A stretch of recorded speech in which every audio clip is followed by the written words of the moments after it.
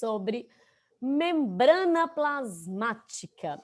Nós vimos nas aulas anteriores sobre aquelas teorias, né, de como teria surgido as células, biogênese, abiogênese, como que surgiram os seres vivos, como que surgiu o primeiro ser vivo, a teoria dos autótrofos, anaeróbios, heterótrofos e não sei o quê.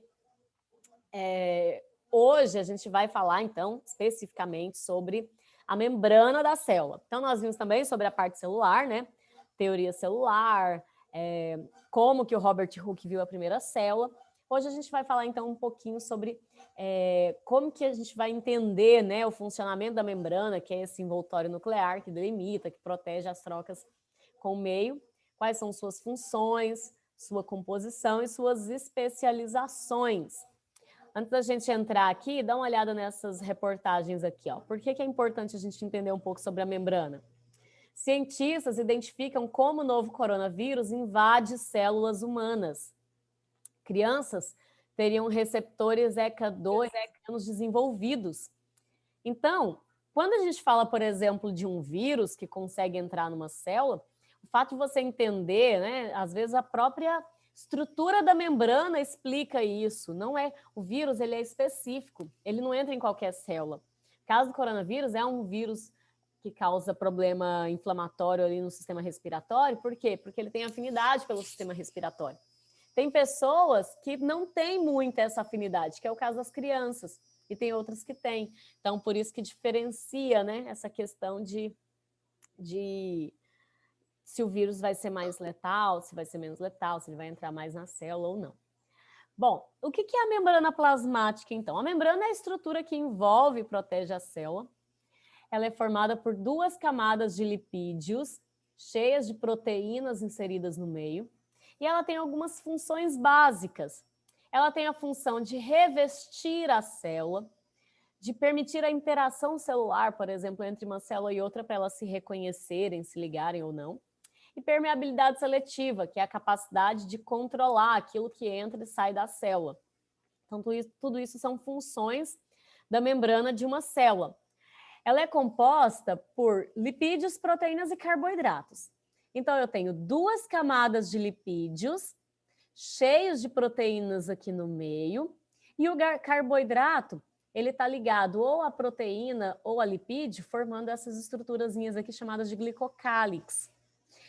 Então, o modelo mais aceito hoje para a membrana é o chamado modelo do mosaico fluido, onde a gente tem essa bicamada lipoproteica, onde aqui, então, eu tenho duas camadas de lipídios cheias de proteínas inseridas no meio. Aqui a gente está vendo, né, microscopia eletrônica, essas duas estruturas são bem fininhas e no microscópio óptico não dá nem para visualizar isso, na verdade, né? Então, dá uma olhada aqui nessa figura para vocês verem. Eu tenho aqui as minhas duas camadas de lipídios, eu tenho as proteínas, colesterol e os glicocálixos aqui. Especificamente falando sobre os lipídios, nós temos, então, um tipo específico... Me diz que eu não fui a única naquela imagem que vi batata doce. Parece, né? Mas não é batata doce. Os fosfolipídios é um tipo de lipídio que tem como característica duas partes.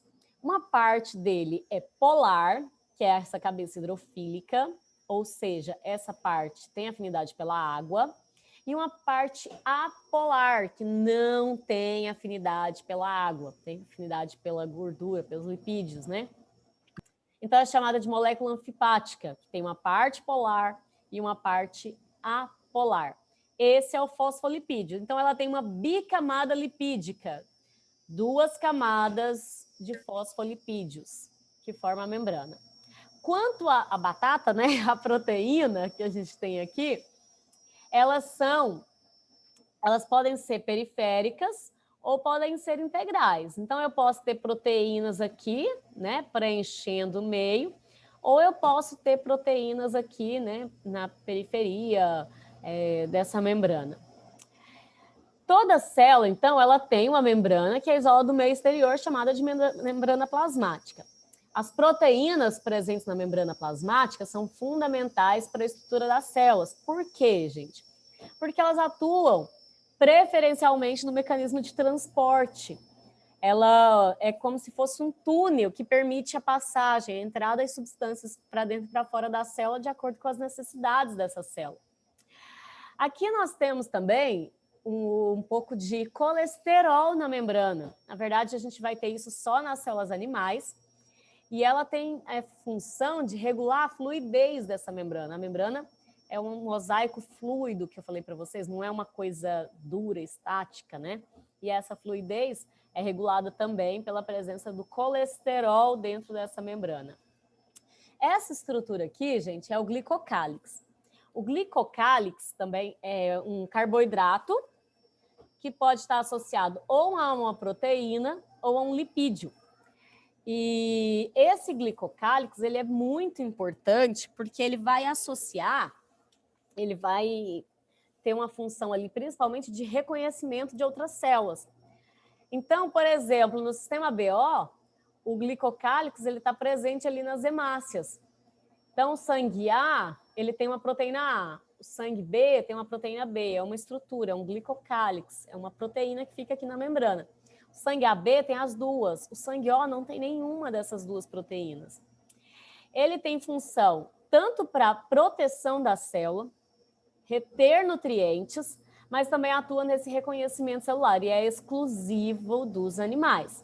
Então, essas coisinhas aqui amarelinhas para cima, elas têm essa ação importante que é nesse reconhecimento celular. Isso é extremamente importante quando a gente fala, por exemplo, de transplante de órgãos ou enxerto. Vocês já ouviram falar que quando a pessoa vai fazer um transplante, tem que ver se a pessoa é compatível, faz vários exames. O que acontece? Se o glicocálix reconhecer aquele órgão como um corpo estranho, ele vai começar a destruir as células daquele órgão, a rejeitar. Expulsar. Expulsar, isso aí. Então, por isso é importante que muitos exames para que haja essa verificação da compatibilidade. Se não for compatível, ele rejeita aquele órgão. Minha avó tem rejeição da prótese da perna. Aí ela tem muita dor, não, porque ela não tem certeza se ela aguenta a cirurgia para tirar. Nossa, é complicado. Aí nós tá fazendo o que pode. Quando eu tava lá pro Mato Grosso, eu cuidava dela. Eu botava ela na cadeira de rodas, tinha que levar ela em todo lugar. E ela de vez em quando grita de noite, e começa a doer, infeccionar. Nossa. É horrível pois isso. É muito complicado. Porque, como eu disse para vocês, esses exames eles são fundamentais para entender essa questão, né? Se vai ser compatível ou não. E pode ser que mesmo com todos os exames ainda dê algum problema. Mas o glicocálix é essa glicoproteína que fica na membrana e que vai fazer essa função, né, de reconhecer. Além da membrana plasmática, algumas células possuem também a parede celular. A parede celular ela tem função de proteção, de manutenção da forma, além de impedir a captação excessiva de água. Lembra quando eu mostrei para vocês na aula passada, quando Robert Hooke olhou no microscópio a célula pela primeira vez e deu o nome célula? Na verdade, ele não viu célula, ele viu parede celular. Né? É uma estrutura que reveste as células, por exemplo, em células vegetais. Então, quando a célula começa a absorver a água em excesso, ela consegue manter o formato, impedir que aquela célula se rompa. Isso já não acontece com os animais. Se uma célula animal receber água demais, essa célula ela acaba se rompendo. A parede celular ela pode ser encontrada não só em plantas, mas também em bactérias e fungos, mas aí a composição química é diferente. Nas plantas, ela é feita de celulose, né, um carboidrato ali, que é a celulose. Nas bactérias, peptidoglicano, e nos fungos é uma outra substância chamada de quitina, que é o que vai revestir essas células. Tá? Quais são, então, algumas especializações da membrana? As membranas, algumas membranas, elas possuem microvilosidades. O que são microvilosidades? São dobras, olha aqui nessa imagem aqui, está mais fácil de ver. são dobras da membrana, no caso aqui, por exemplo, no intestino, voltadas para o lado de dentro do intestino. Para que acontece isso, gente? Serve para aumentar a superfície de contato.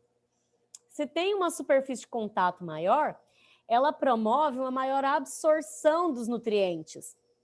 Então, dentro do nosso intestino, o lado de dentro aqui do nosso intestino, a membrana, ela não é retinha, ela faz essas dobras aqui, essas invaginações chamadas de microvilosidades, aonde o alimento vai entrando aqui e aumenta a absorção, tá? Além das microvilosidades, tem também as interdigitações. Também são dobras da membrana. Qual que é a diferença? Nas interdigitações são dobras feitas entre uma célula e outra. Tá vendo aqui?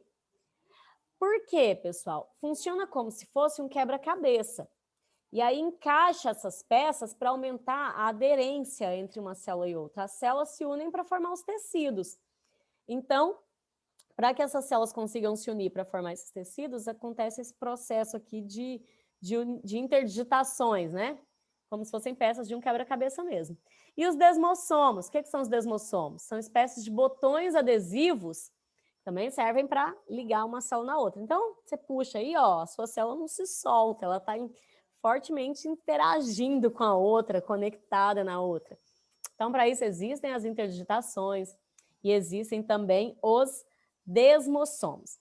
Além disso, nós temos também nas nossas células as junções comunicantes e as junções aderentes. Nas junções comunicantes, são estruturas que trocam substâncias entre as células, facilitam a passagem de nutrientes, de substâncias de uma célula para outra. As junções aderentes, elas evitam a passagem de substâncias entre as células e a função é justamente facilitar essa adesão, essa união entre uma célula e outra para a formação destes tecidos. Até aqui está tudo bem? Estão entendendo? Tranquilos?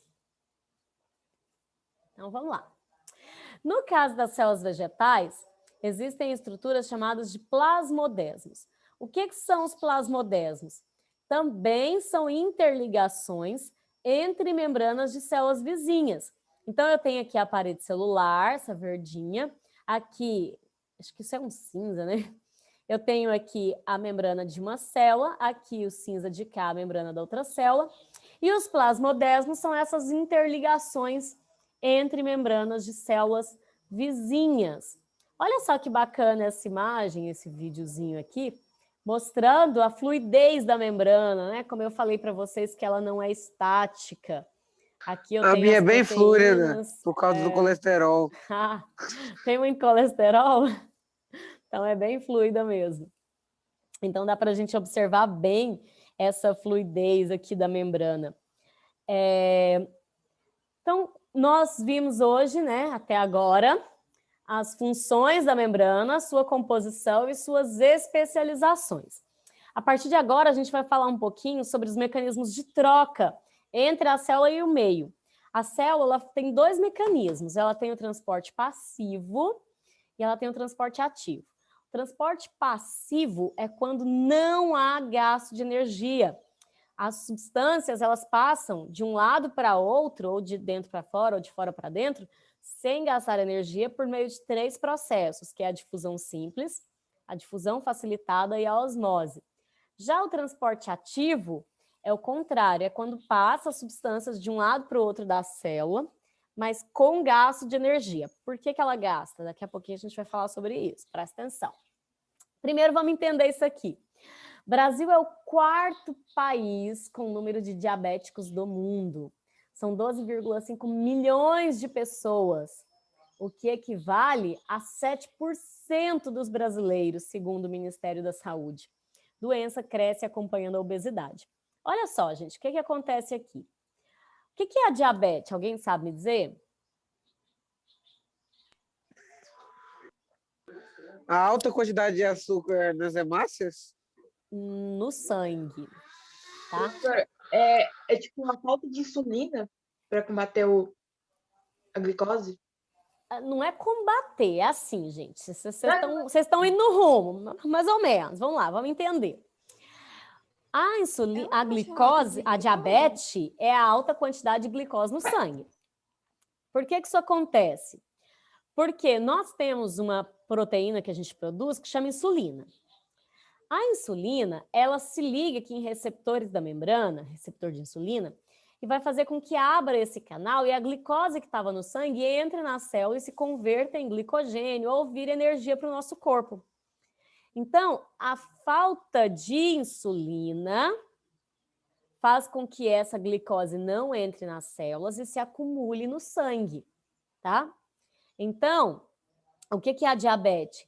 É a falta de insulina que vai fazer com que a glicose acumule no sangue, não entre na célula para ser convertida em glicogênio ou ser transformada em energia na forma de ATP. Algumas pessoas não produzem, outras pessoas produzem insulina defeituosa, que não consegue se ligar aqui no receptor. Outras pessoas produzem pouca insulina, então por isso que acaba causando diabetes. O que produz a insulina? É o pâncreas. Ai, como que ele faz? Lembra que eu falei na aula passada? Ai, não sei se foi para vocês que eu falei, que o nosso DNA ele tem genes, né? O que são os genes? São pedaços do DNA que têm informação para formar uma proteína, certo? Lá no pâncreas, então assim, cada órgão na sua célula tem um pedaço que está ativo. No pâncreas, o gene que está ativo é o gene responsável por produzir insulina, tá? Então, o que acontece? O RNA mensageiro vai lá, copia a informação do DNA, leva para o ribossomo e o ribossomo sintetiza as proteínas e vai formar insulina, nesse caso, por exemplo. Aí vai para o complexo de Golgi, empacota, tem todo um processo ali, né? Mas, basicamente, o pâncreas produz insulina. Por quê? Porque no DNA do pâncreas tem um gene responsável por produzir insulina. Lembra quando eu falei na teoria celular? Todo ser vivo é formado por célula, exceto os vírus, que o metabolismo acontecia a nível celular e que as células provinham de uma outra célula pré-existente.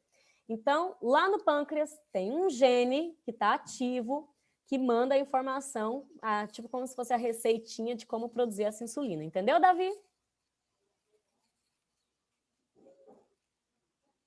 Entendeu? Entendi. Então, tá bom. E aí, gente, o transporte, como eu falei, ele pode ser passivo, quando não gasta energia, ou ativo, quando gasta energia. O transporte passivo, ele pode ser de 3 tipos: difusão simples, difusão facilitada e osmose. Para a gente continuar aqui, primeiro a gente vai entender um pouquinho desses 3 conceitos: solvente, soluto e solução. Vocês viram isso aqui em química.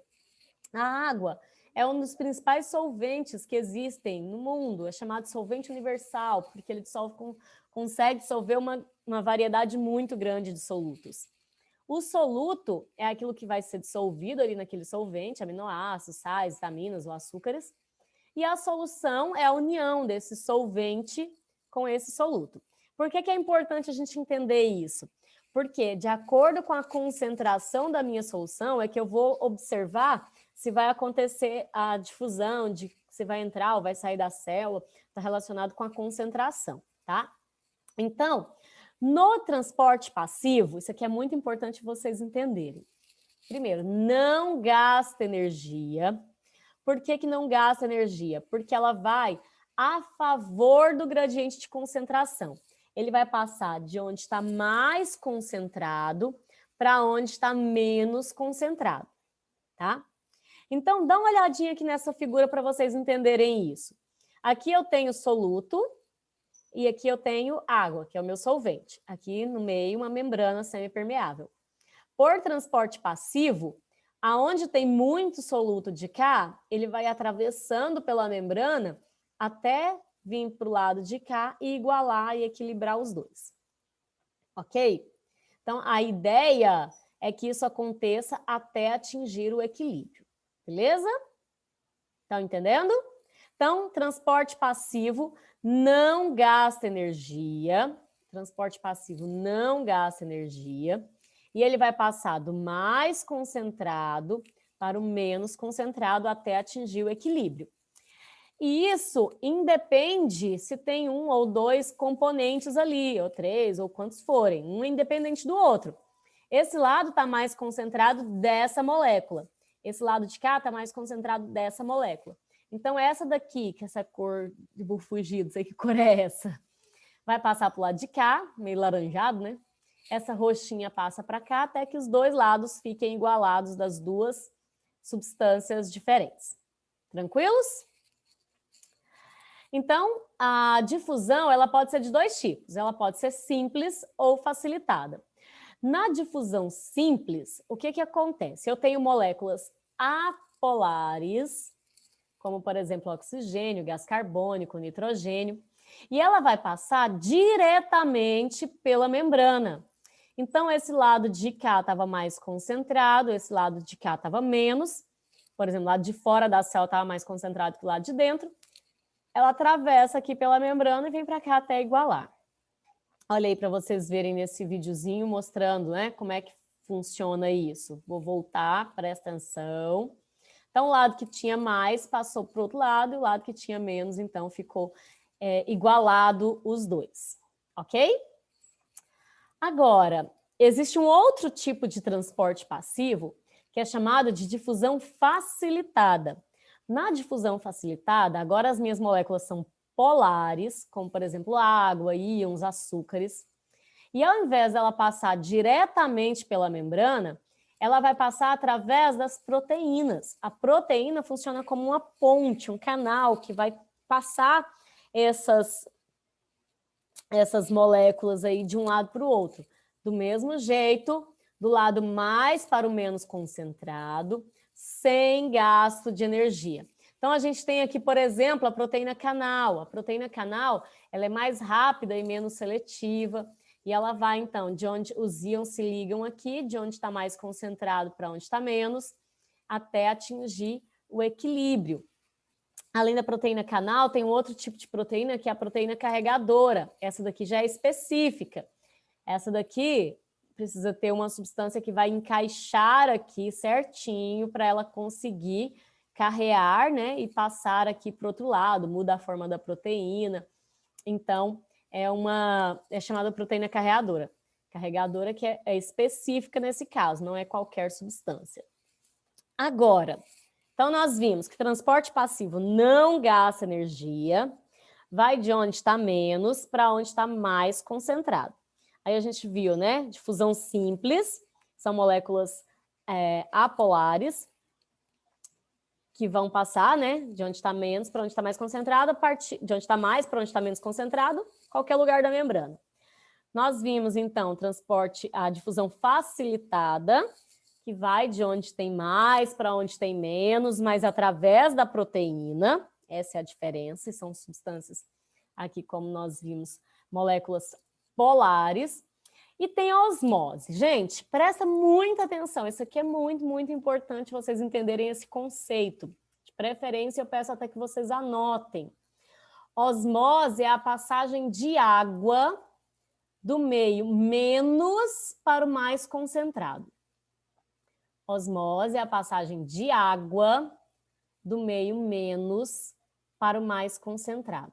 Enquanto na difusão passava do meio mais concentrado para o menos, na osmose eu vou passar a água do menos para o mais. Por que isso, gente? Porque na osmose eu vou passar onde tem mais água, mais moléculas de água soltas aqui disponíveis, para onde tem menos molécula de água. Então, onde tem mais água é onde está menos concentrado. Então, solvente, a passagem do solvente, nesse caso aqui estamos falando da água, é quem se movimenta para o lugar onde tem mais soluto. Olha essa imagem aqui para vocês verem.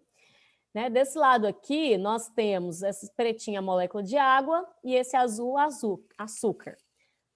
De cá eu tenho menos açúcar que de cá. Então, o que vai acontecer? No meio eu tenho uma membrana semipermeável. A água vai passar deste lado para esse, até atingir o equilíbrio, tá? Isso a gente percebe, por exemplo, a osmose, quando você vai fazer uma salada, você coloca sal ali no tomate, e aí passa um tempo, tá cheio de água no fundo da vasilha. Não sei se vocês já perceberam isso. O que acontece?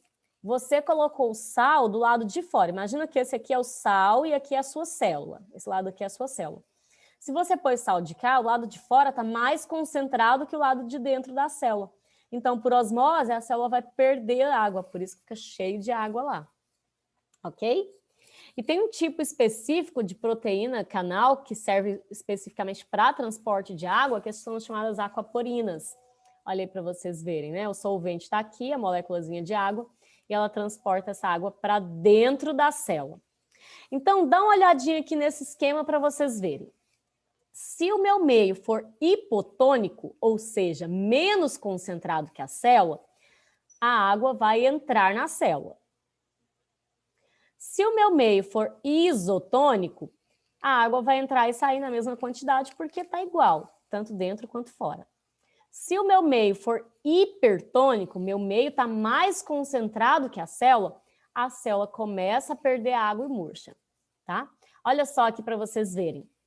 Então, uma célula animal no meio hipotônico, menos concentrado, o meio externo está menos concentrado que a célula. Então, a água começa a entrar e a célula se rompe. Se for uma célula vegetal, a parede celular não deixa ela se romper. Então, ela vai ficar túrgida, vai ficar cheia. No meio isotônico, a água entra e sai na mesma quantidade, não dá nada, não acontece nada aqui com a minha célulazinha animal. Na célula vegetal, como a célula vegetal precisa de uma grande quantidade de água, Davi, tá dormindo, Davi? Acorda aí, meu filho. A vontade é muita de dormir. Então, a minha célula ela vai ter uma quantidade menor de água, não vai estar tão túrgida igual essa daqui, e ela fica flácida. Já numa solução hipertônica, o meio está mais concentrado que a célula. Como eu falei para vocês, a célula perde água por osmose e a célula fica enrugada. No caso da célula vegetal, a gente diz que aconteceu uma plasmólise. É o que a gente fala, por exemplo, um náufrago, se ele beber água do oceano, ele morre mais rápido do que se ele não beber nada, do que se ele ficar com sede. Por quê? Porque o meio vai ficar mais concentrado que a célula dele, porque a água ali tem uma grande quantidade de sal, a célula vai começar a perder água e aí ele acaba desidratando mais rápido do que se não bebesse água. Torcer para chover, né? Olha o que acontece aqui, pessoal, quando a gente observa, então, os peixes, por exemplo. Os peixes, eles precisam ter esse controle osmótico aí para conseguir sobreviver. O peixe de água salgada, por osmose, ele tende o meio está mais concentrado que o corpo dele, então ele perde água por osmose. O que ele faz para resolver esse problema? Ele ingere água, libera sais, à medida que ele vai sofrendo ali o processo de respiração pelas brânquias, né, ali nas guelras, ele vai liberando os sais e a urina dele é escassa e concentrada. Por quê? Por que tem pouca urina? Porque ele está perdendo água por osmose, o corpo dele fica desidratando ali, ele fica precisando beber água e eliminar esse excesso de sais ali da forma que ele consegue. Enquanto o peixe de água doce, o peixe é mais concentrado que o meio. Então, o que acontece? Como ele é mais concentrado, Davi, presta atenção, menino, levanta. Mas, gente, entra água por osmose. O peixe, então, não precisa ingerir água, ele absorve ativamente sais e a urina dele é abundante e diluída. Então, se eu pegar um peixe de água doce e colocar no mar, ele não vai conseguir sobreviver. Por quê? Porque ele não está acostumado, o organismo dele não está adaptado para aquela quantidade de sal. Mesma coisa se eu pegar um peixe de água salgada e pôr na água doce. Existem peixes que conseguem sobreviver nos dois, mas isso é muito difícil. A maioria está adaptado para aquele ambiente em que eles vivem. Olha para vocês verem essa tirinha. Professora, se não me engano, tem uma espécie de tubarão que fica nas duas águas. Sim, tem uma espécie de tubarão que fica nas duas, isso mesmo. Esse tubarão, ele é o doido. É o doido, doido, doido. Doido. Olha lá. Então, qual a relação da lesma com o sal? Vamos ler aí a tirinha, né? Davi, acorda aí, meu filho. Lê para mim a tirinha. Vamos deixar você acordado aí. Lê a historinha para nós. Calma aí, se eu conseguir ver, deixa eu dar. Tá no celular?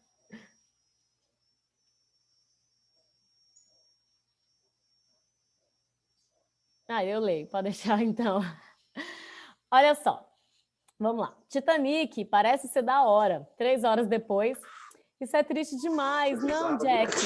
Ah, minhas lágrimas são salgadas, estão me matando. Papai, o que houve? Ele morreu. Por que as lesmas morrem quando colocam açúcar? Porque elas perdem água muito rápido. E eu acho que como elas, tipo assim, como ela é mole, o corpo dela é muito mais água do que o normal. Aí quando E o sal qual é o sai, ela nome perde. desse processo? Agora eu já não Perda de sei. água. Acabei de explicar, tô aqui. Osmose? Osmose, não é possível. Vai parar Bom de demais. falar, gente. Que é isso? Tô falando aqui, não fala que não sei. Quando entra em É um contato... nome difícil, é difícil de memorizar. Tá difícil, para, né, gente? Olha só, gente, a pele da lesma, ela é fina e permeável. A nossa é impermeável. Então, se cair sal aqui, a gente não vai desidratar, mas ela não. A dela é permeável. É a mesma historinha do tomate. Então, quando o sal cai ali, o lado de fora está mais concentrado que o lado de dentro. Então, ela perde água e por isso ela morre. O mesmo acontece com as bactérias quando a gente coloca sal ali para conservar a carne, a ideia é a mesma. Agora, o transporte ativo é quando tem gasto de energia na forma de ATP. Nesse caso, gente, vai contra o gradiente de concentração. Ele vai de onde tem menos para onde tem mais. Um dos principais exemplos disso é a chamada bomba de sódio e potássio. A célula, ela tem mais sódio do lado de fora do que de dentro, mais potássio dentro do que de fora. E ela precisa manter essa diferença. Mas por transporte ativo, a tendência é o sódio ficar entrando na célula, passando de onde tem mais para onde tem menos, e o potássio saindo. Então, ela precisa manter essa diferença. O que ela faz? Ela pega o potássio que está de fora, em menor quantidade, joga para dentro da célula, gastando energia na forma de ATP. O que é isso? Adenosina trifosfato, energia da célula. Quando ela gasta ATP, ela quebra aqui, ó, e libera um dos fosfatos, formando o ADP. E aí ela libera energia nesse processo. Olha aí para vocês verem a bomba de sódio e potássio, então. O sódio que está dentro da célula entra aqui, se liga nessa proteína, gasta ATP, libera o ADP e ele sai. O potássio entra e aí ela fica mantendo essa... Professora, como assim? Bomba de sódio e potássio? Existe uma bomba disso? Existe dentro do seu corpo, está acontecendo agora no seu organismo. Sua célula precisa... Era uma bomba, arma química. Não, só um nome. Então, a sua célula precisa de mais potássio dentro, mas só de fora. Então, para conseguir pegar de onde tem menos para onde tem mais, ela gasta energia. Então, a gente viu, né, que o transporte passivo, difusão simples, difusão facilitada e osmose não gasta energia, vai de onde tem mais para onde tem menos. Se eu estou falando de soluto, onde tem mais soluto para onde tem menos soluto. Se eu estou falando de solvente, onde tem mais solvente, ou seja, menos concentrado, para onde tem menos solvente. A difusão simples são moléculas apolares, enquanto a facilitada, a osmose e o transporte ativo são polares. Transporte ativo gasta energia porque vai de onde tem menos para onde tem mais. Beleza?